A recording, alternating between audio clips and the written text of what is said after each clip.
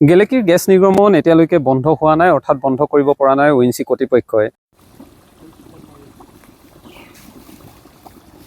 আৰু এই গেছ নিৰ্গমনৰ ফলত যাতে ৰাইজৰ কোনো ধৰণৰ শাৰীৰিকভাৱে তেওঁলোকৰ যাতে কোনো ধৰণৰ বেমাৰ আজাৰ নহয় তাৰ প্ৰতি লক্ষ্য ৰাখি অসম জাতীয়তাবাদী যুৱ ছাত্ৰ পৰিষদ আৰু গেলেকী আঞ্চলিক সমিতিৰ লগতে কণ্ট্ৰেকচুৱেল ৱৰ্কাৰ্ছ ইউনিয়নৰ ফালৰ পৰা তেওঁলোকে ইয়াত বিনামূলীয়া চিকিৎসা সেৱা শিবিৰ অনুষ্ঠিত কৰা পৰিলক্ষিত হৈছে। আৰু বৰ্তমান সময়ত আপোনালোক সকলোৱে অৱগত হৈছে যে ONGC গেছ নিৰ্গত হোৱাৰ ফলত ONGCৰ যি বিষ্ণুপুৰ অঞ্চলটোত গেছ নিৰ্গত হোৱাৰ ফলতেই বৰ্তমান সময়ত যি ধৰণৰ এটা আতংকময় পৰিৱেশৰ সৃষ্টি হৈছে। ONGCয়ে অহৰহভাৱে প্ৰচেষ্টা চলাইছে যদিও তেওঁলোক বিফল হৈছে। যিহেতু ইয়াত ONGCৰ তৈলখাদেই আছে, তেওঁলোকে য'ৰ পৰা তৈল উৎপাদন কৰি আছে আৰু তেনেস্থলত ইয়াত ক'ৰ পৰা গেছ নিৰ্গত হৈছে এই কথা এতিয়াও আচলতে গম পোৱা নাই। সেয়েহে চাৰিওদিশে বিভিন্ন প্ৰান্তত ONGCৰ গেছ নিৰ্গত হোৱাৰ ফলত এই অঞ্চলটোৰ ৰাইজৰ যাতে শাৰীৰিকভাৱে তেওঁলোকৰ কোনো ধৰণৰ সমস্যা নহয় তাৰ প্ৰতি লক্ষ্য ৰাখি বা কিবা কিবি সমস্যাৰ সন্মুখীন হৈছে নেকি ইয়াৰ প্ৰতি লক্ষ্য ৰাখি বিনামূলীয়া চিকিৎসা সেৱা শিবিৰ অনুষ্ঠিত কৰা পৰিলক্ষিত হৈছে।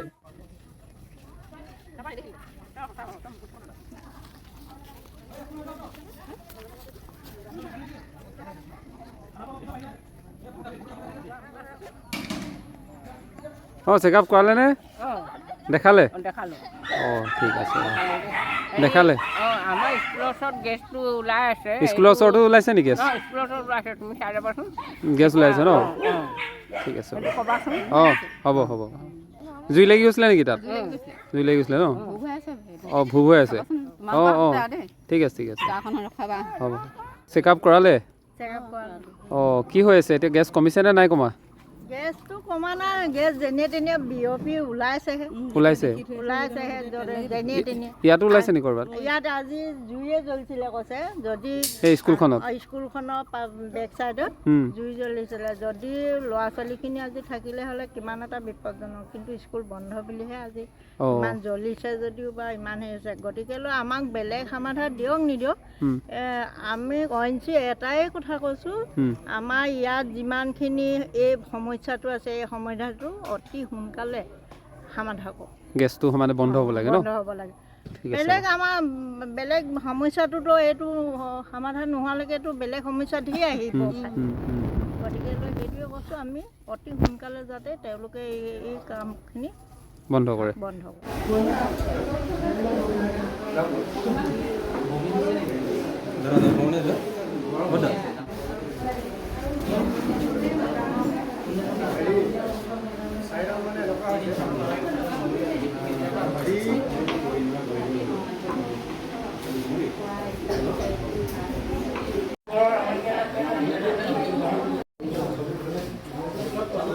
প্ৰথমে আপোনালোকক ধন্যবাদ জ্ঞাপন কৰিছোঁ, যিহেতু আপোনালোকে এই ঘটনাটো যেতিয়াৰ পৰা সংঘটিত হৈছে তেতিয়াৰ পৰা এই ৰাইজৰ যিখিনি দুখ দুৰ্দশা আছে আপোনালোকে বিভাগীয় কৰ্তৃপক্ষ হওক বা বিভিন্ন জনৰ চকুত আপোনালোকে এই বস্তু দেখাই আছে যে এনেকুৱা এটা সমস্যা হৈ আছে। কিন্তু এটাই কথা ক'বলৈ বিচাৰিছোঁ, এই ONGC আজি 20 দিনৰ ওপৰত অতিক্ৰম কৰি গ'ল, কিন্তু এতিয়ালৈকে তেওঁলোকে এই গেছৰ যিটো মুক্তভাৱে যিটো বিচৰণ কৰি আছে মাটিৰ তলৰ পৰা অনবৰতে যে নিৰ্গত হৈ থকা গেছটো কিয় ৰোধ কৰিব পৰা নাই।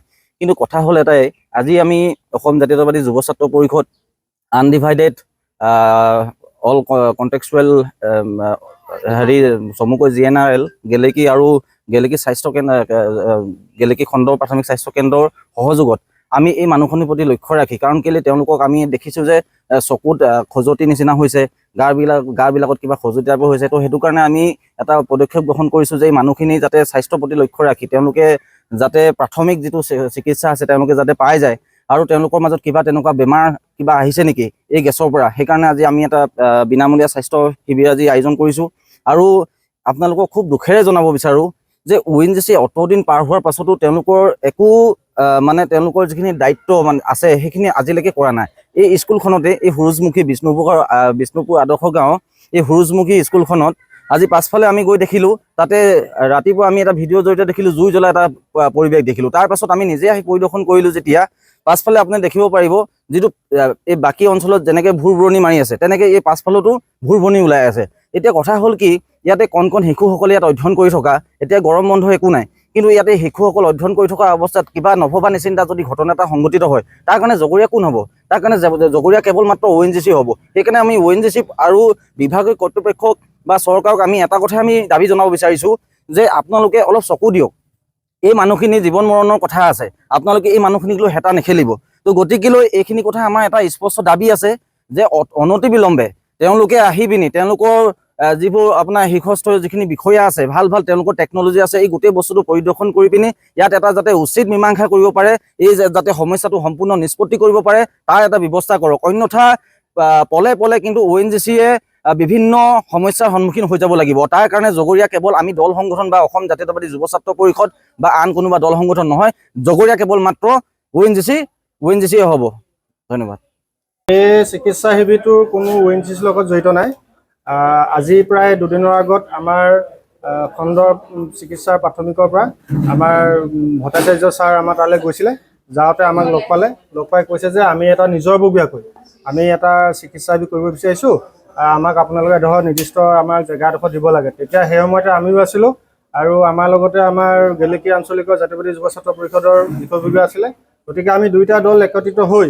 আমাৰ আনডিভাইডেড অল কণ্ডাক্টৰ ৱৰ্কাৰ্ছ ইউনিয়নৰ আৰু AJYCP গেলেকী আঞ্চলিক সমিতিৰ লগ হৈ পিনে আমি তেওঁলোকক এটা নিৰ্দিষ্ট জেগাৰ ব্যৱস্থা কৰি দিয়া হৈছে আৰু এই ক্ষেত্ৰত আমাৰ ONGCৰ লগত কোনো সহযোগ হোৱা নাই আৰু আমি ONGCলৈ পত্ৰ প্ৰেৰণ কৰিছোঁ যদিও তেওঁলোকে মেইল কৰিছে কিবা কৰিছে কিন্তু এতিয়ালৈকে আমাক কোনো উত্তৰ দিয়া নাই গতিকে আমি এই ক্ষেত্ৰতো খুব প্ৰকাশ কৰিছোঁ যিকোনো উপায় যাতে ONGCৰ কৰ্তৃপক্ষই এই আমি যিটো আজি চিকিৎসা শিবিৰ কৰিছোঁ ইয়াত আমাৰ যিসকলৰ চকুৰে হওক বা স্বাস্থ্যজনিত যিখিনি অসুবিধা হৈছে এই অসুবিধাখিনি আমি এখন ৰেজিষ্টাৰ মেইনটেইন কৰিছোঁ এই ৰেজিষ্টাৰখনৰ যোগেদি আমি পুনৰ ONGCক আমি উত্থাপন কৰিম যে এইসকল ৰোগীক আপোনালোকে একদম সুস্থ হোৱাকৈ এটা ভাল চিকিৎসা কৰিবৰ বাবে আমি অনুৰোধ জনাম আৰু আমি আশা কৰিছোঁ যে অনুৰোধটো তেওঁলোকে ৰক্ষা কৰিব আৰু আজি যে এই অনুষ্ঠানটোৰ আয়োজন কৰাৰ বাবে ভট্টাচাৰ্য ছাৰক আমাৰ গেলেকী খণ্ডৰ চিকিৎসাৰ তেওঁকো আমি অশেষ ধন্যবাদ জনাইছোঁ আৰু আজি যিসকল চিকিৎসকৰ টীম ইয়াত আছে তেওঁলোককো আমি ধন্যবাদ জনাইছোঁ আজি এই ৰাইজক তেওঁলোকে অকণমান সময় দি সহায় কৰাৰ বাবে